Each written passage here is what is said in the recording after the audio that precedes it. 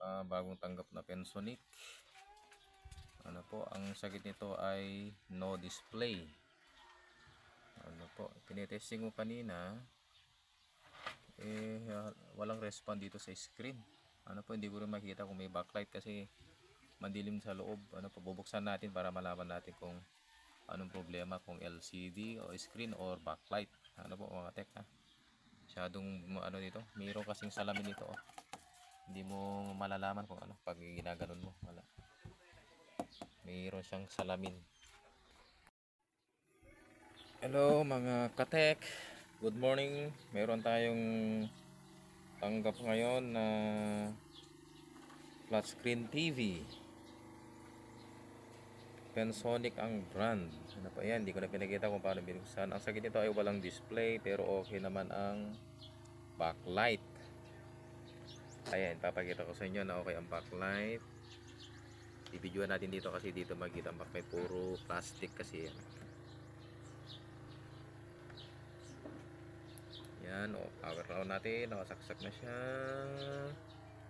Ayan, nagpa-power na. Ayun, umilaw yung backlight doon sa loob. Ayan, may backlight siya. Ayan. Pag in-off mo yun, namamatay. May backlight siya mga katek. Pero walang display. Ayun, okay naman ang backlight niya. Wala lang display. Ayan. Wala siyang display. Ayan, walang display. Wala.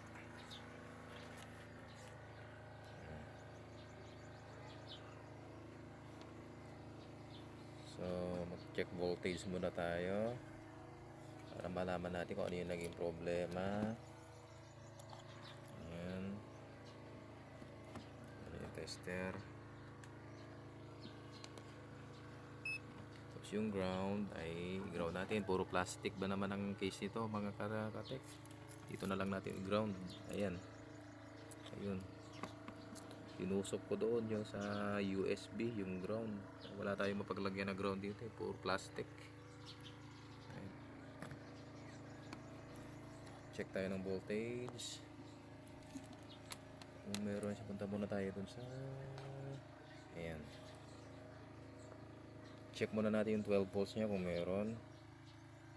Ito 12 volts. Ayan, meron mga katek. 12 volts. 12 volts.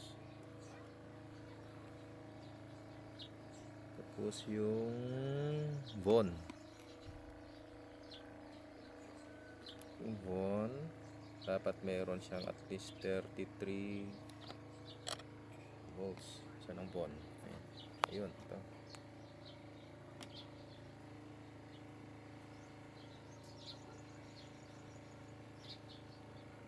So, kailangan pag ititest nito, kailangan at least merong 33.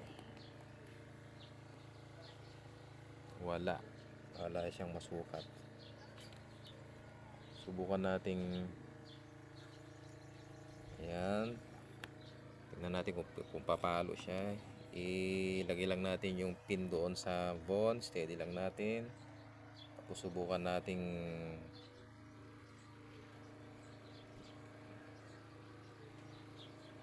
hirap pag walang tagahawak ng camera. Unplug natin, then power on. Saksak na ulit. Tingnan natin kung magkakaroon siya ng ay meron, kaso lang bumabaksak. Ayan, ibig sabihin may problema talaga itong ano natin. Bumabaksak ang supply ng VON. Siya nag-i-steady. Okay, ang gagawin natin dito mga katek ay yung tinatawag nating cutting method. Ano po? Kasi wala naman tayong pwedeng ibang paraan na pwedeng gawin dito para mapagana. Ang paraan dito ay kung may mabibili tayong buo na ganito kasama yung screen o yung LCD. So ang gagawin na lang natin yung tinatawag ng pinagbabawal na technique. Ano po mga tek? Ayan, nakuha ko lang ng video itong pinaka board niya para tingnan maikumpara ninyo dyan sa nire-repair nyo kung pareho dito sa inaayos ko ngayon. Ano po?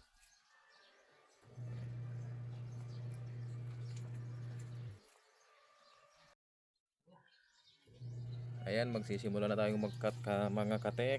Ano po, ayan, medyo isusum ko para makita nyo kung paano siya ikakat. Ayan. Ayan, pansinin nyo katek, ano po, tandaan nyo. Ito. Ayan. Kung mapapansin nyo itong dalawa na ito, ayan, itong dalawa na magkatabi na may dalawang paa, o kung ano na yung termino ko dyan, ito ang ikakat ninyo, itong katabi niya. Yan, yan, yan. Yan, ano po yung mga katak yan. Subukan nyo muna dyan, yung isa. Hirap, kailangan maging maingat tayo sa pagkakat. Ayan. Yan, inalalayan ko ng isang kamay para maingatan yung pagkat. Ayan. At baka lumampas.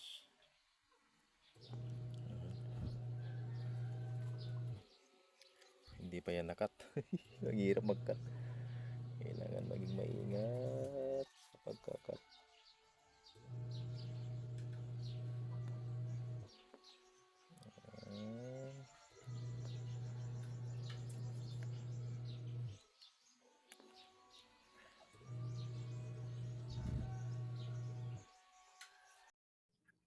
Yan katek, naputol ko na siya.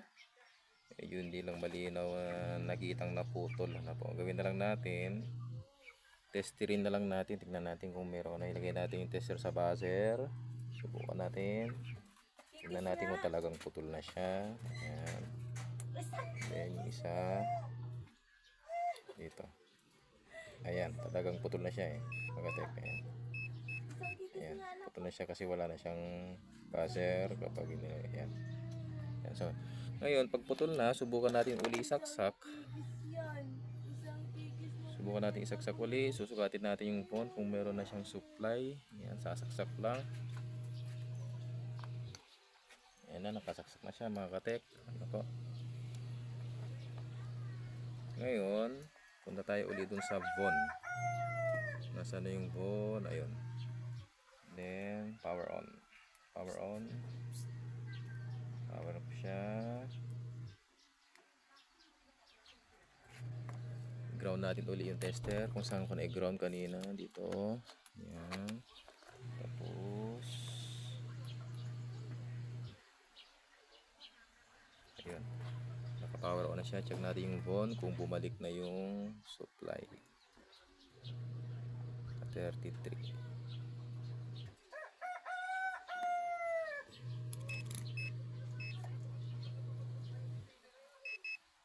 Pag mayroon ng supply ito mga katek, ibig sabihin maaaring may display na. Ayun, wala pa rin. Ayun, wala pa rin siyang supply mga katek. Ayan. Ayan, check nyo yan. Sa phone, wala pa rin, hindi pa rin bumabalik ang supply. Ayun mga tek, ano, naputol na yan, pero hindi pa rin bumalik yung supply ng phone. Ano po, bumabagsak pa rin. Ano po, sa ganitong mga model, kadalasan yan ang madalas na nakakaroon ng problema. Kaya yan ang una kong pinutol, dahil hindi naman siya bumalik, hindi bumalik ang supply nung naputol na yan, ay ibig sabihin hindi yan ang sira. So, hahanapin natin mga katek. Putol tayo uli dun sa kabila naman. Yan, yan mga katek, ano po, dito. Ayan. Ito mga katek, ano, ito tuturo ko na lang. Ayan, dito banda, ano po, ayan, siguro naman malinaw na nakikita sa camera. Dito sa kabila, ang ikat natin ay ito, itong isa. Ayan, so, from dito sa may resistor, 1 2 3, ito yung patlo, 1 2 3. O tandaan nyo itong dalawang may parang magkaduktong, 1 and 2, itong kabila niya, itong tabi. Yan, yan ikakat natin, subukan. Ano po, hindi muna natin ibinalik una natin kinat. Ayan, kasi hanapin muna natin kung saan magno-normal ang supply.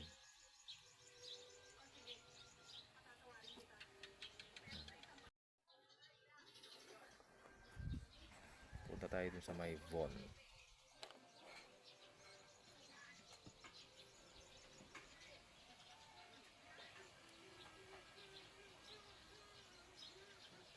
Saksak natin mga katek.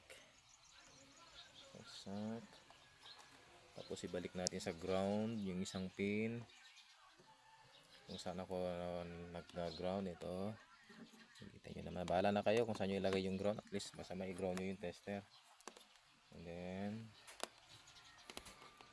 punta tayo dun sa Von. And then power on. Power on.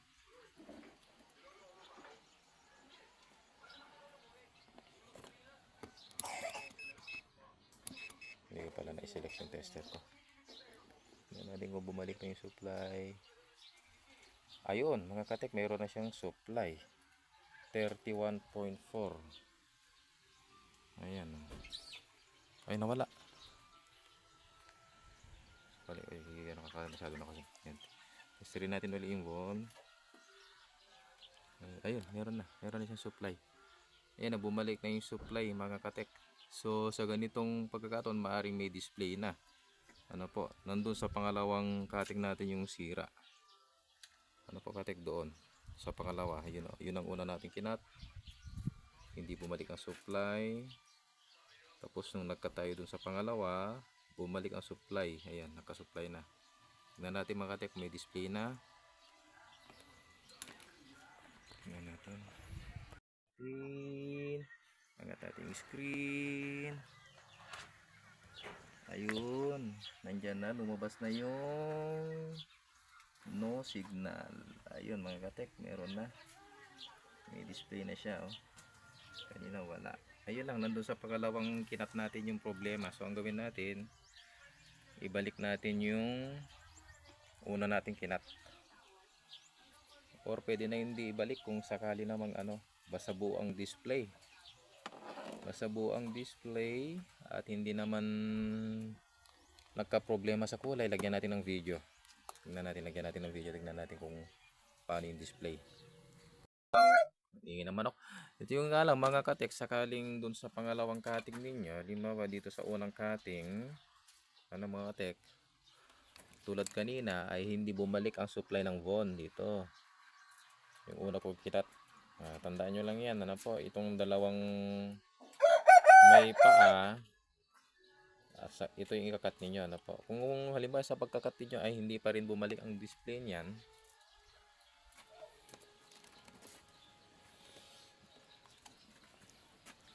ay dun sa pangalawa, lipat kayo dun sa kabila. Ayan, tulad na ito yung kinat ko. Ingin ng manok, katayin kita eh.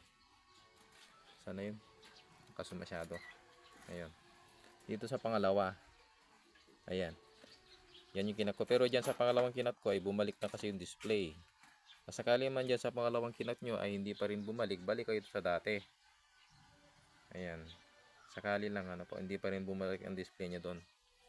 Ang ikakat nyo naman ay dito.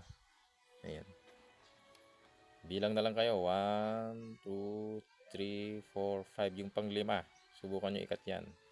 Kung hindi pa rin bumalik ang display, 1, 2, 3, 4, 5, sakali lang hindi bumalik. Ngayon, doon sa pangatlong cutting nyo, wala pa rin, hindi pa rin bumalik ang supply, balik kayo doon uli sa kabila. Ayan, balik lang kayo uli dyan. Magkakat pa kayo ng isa dyan. Ano po? Ayan, doon sa pang 5. Bilang lang kayo rito mula rito, 1, 2, 3, 4, 5. Yan, ito ang ikakat nyo sakaling doon sa pangatlong cutting nyo ay hindi pa rin bumalik. 1, 2, 3, 4, 5. Ito ikat nyo isa. Ano po? Sakali dyan sa huli, alam ko sigurado babalik na yan eh. Yan na yung huling magkakaroon ng problema eh. Hanggang 4 lang. Ewan ko lang kung meron pa pwedeng ikat sakaling nakat mo na ito at wala pa. Kasi sa karanasan ko, kaso lang hindi ko kasi first time ko kasi mag-upload at hindi ko na-upload yung una kong nagawa. Dito sa pang-4, madalas yung pang-4 na cutting ko, madalas dyan na nagkakaroon na ng supply yung Von. Hindi pa siya umaabot sa 5. Pang 5 cutting na hindi bumalik dito, basta ito yung pinakahuling 4 na to, dyan bumabalik na yung supply. Bilang lang kayo dun sa pang 5 mula rito, 1, 2, 3, 4, 5. Yan, tandaan nyo lang yan. Ano po? Sakaling hindi pa bumalik, subukan nyo hanggang dyan sa pang-4. Kahit hindi nyo muna idugtong yung mga una niyang kinat. Sakali naman, ano po, pag nahanap nyo na dun sa pang-apat na cutting, bumalik na yung supply, o di ibig sabihin nandun ang problema. Saka nyo na ibalik yung mga una nyong kinat. Ano po, kasi masyado nang marami yung nakat eh. Kapag ganun na karami, kasi maaaring mayroon ng problema sa display. Kung ite-testing ninyo, magkakaproblema na siya sa display. Maaaring may mga guhit-guhit o nag-iiba yung kulay. Pero ito, susubukan ko lagyan ng display kasi sa pangalawang cutting ko nag-normal na yung supply at meron ng display. Subukan ko lagyan ng video, tingnan natin kung hindi naman apektado yung yung display. Kung sakali namang okay naman, malinis naman ang display, kahit hindi ko na ibalik yung una kong kinat doon. Yan, kahit hindi na natin ibalik yan. Kung halimbawa may problema sa display, subukan natin ibalik at baka naman na yan ang problema para mag-normal ang display, mga katek. Sige, lalagyan ko lang ng video. Mga katek, hindi ko pa siya nalalagyan ng video pero halatang may problema sa display. Yan, may guhit-guhit. Kaya subukan natin ibalik yung yung una nating kinat. May guhit-guhit siya. Pag ililipat ko sana yung input niya, yun, pag lumalabas yung mga letra, magkakaroon ng guhit-guhit, mga katek. Subukan ko ibalik muna yung yung una kong kinat.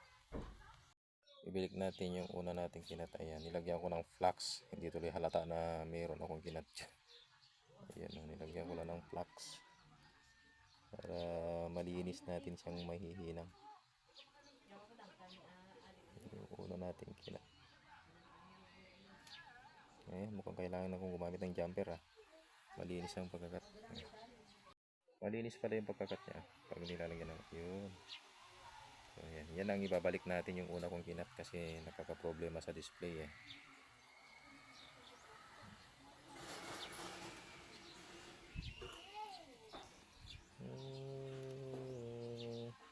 Yung magbalik, mga katek, ang mahirap. Ang magbalik, masyadong ayan. Masyadong napalapad yung paghiwa ko. Lagyan ko na lang ng jumper, mga katek. Lagyan natin ng jumper. Yan, jumper. Ayun, sige. Itong problema nating mga katek yung pag mayroon tayong kinat na medyo yan.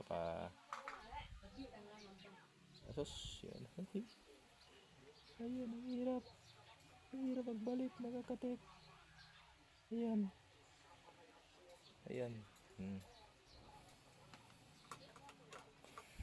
So sana yung aking cutter. Ayun, puputulin naman natin ito ngayon.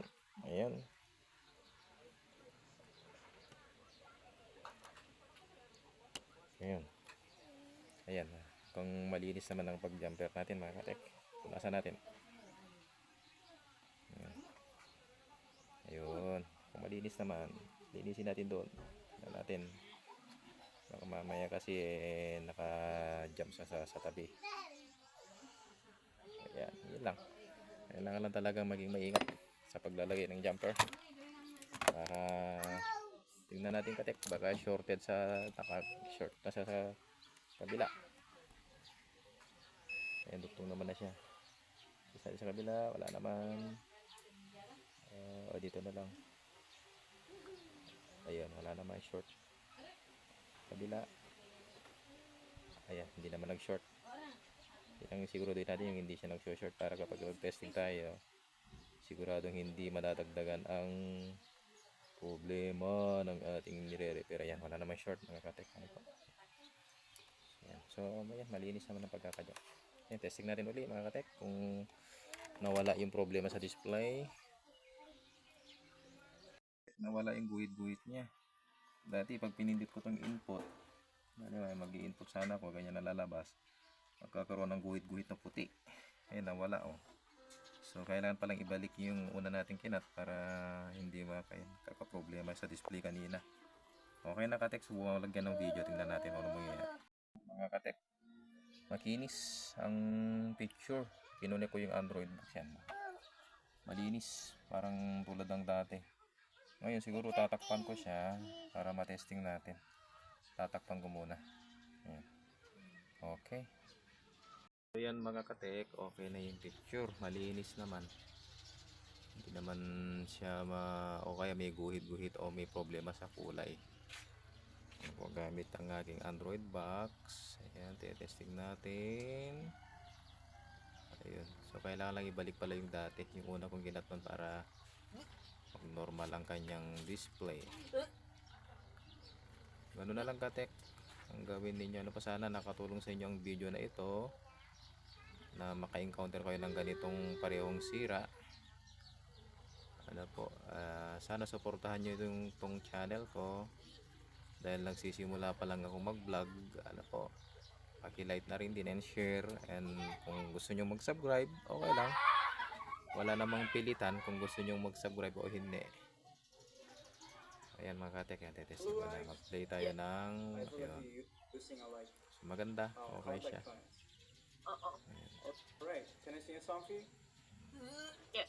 Medyo nandito kasi ako sa labas, masyadong maliwanag. Ayan. I used to the world, seas were riding, I hear the word. Now